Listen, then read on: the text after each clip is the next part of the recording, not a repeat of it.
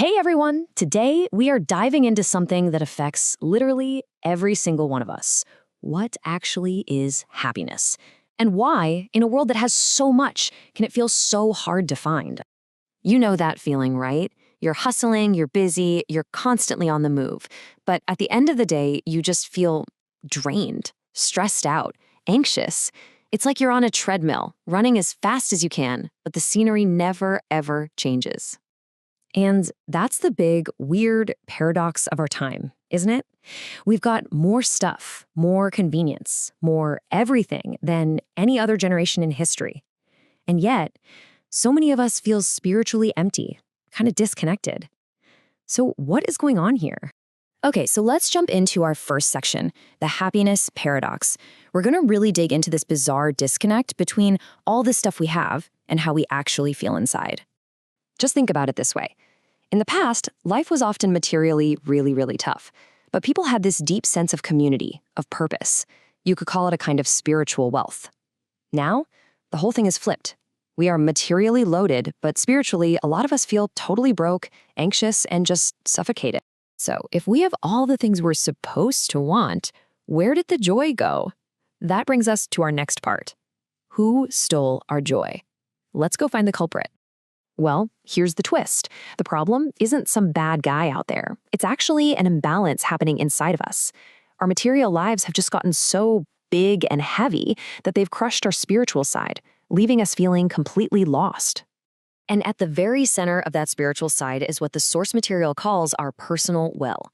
Think of it as your inner compass, your soul, what you're really aiming for, your true sense of who you are. And when that gets weak, we just drift. We get lost in all the noise, and pretty soon, we don't even know what we want anymore. So how in the world do we get that personal will back? Well, that leads us right into Section 3, the power of self-reflection. It all starts by looking inward and getting brutally honest about how our own minds work. All right, let's use a super common example. Say you have a crush on someone.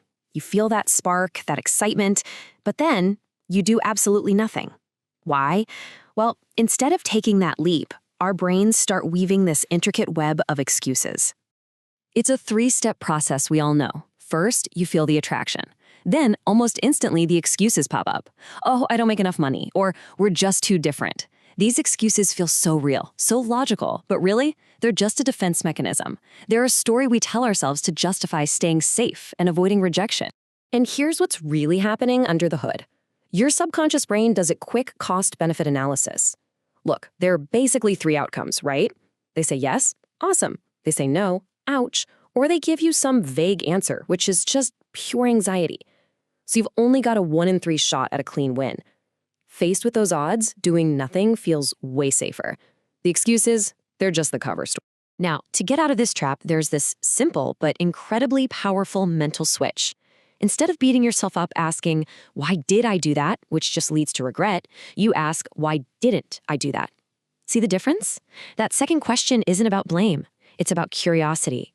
It's about understanding why you made the choice you did.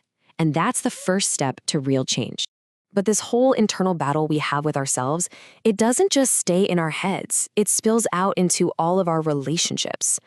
And that takes us to Section 4, escaping the web of control. This is where things get messy. So much of our unhappiness, so much of our daily drama comes from this endless, exhausting tug-of-war for control. We try to control other people, and we let other people control us.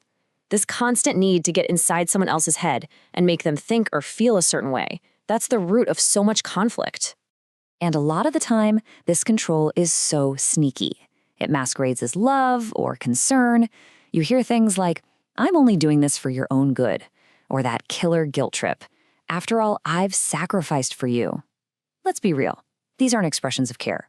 They are weapons of emotional control, designed to make you feel guilty so you'll do what they want. It's gotten so bad that we give up control over the tiniest things without even thinking about it.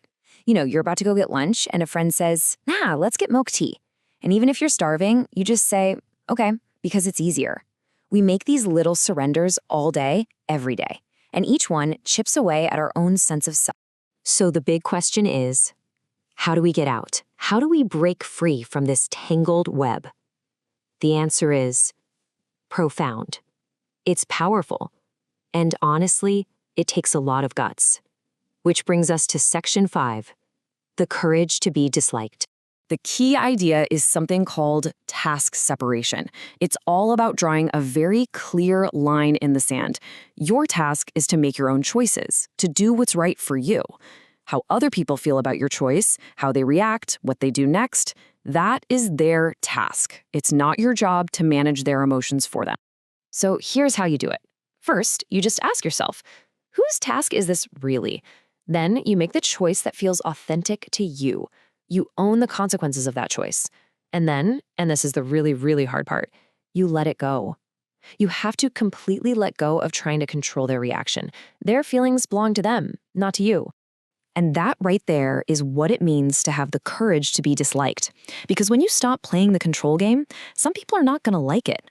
They might call you selfish. They might say you're not a team player. And that's okay. Because that is the price you pay for real freedom, the kind of freedom you feel when you stop living your life for someone else's approval. Okay, this new kind of freedom, it leads us to our final and most important section, embracing your full story.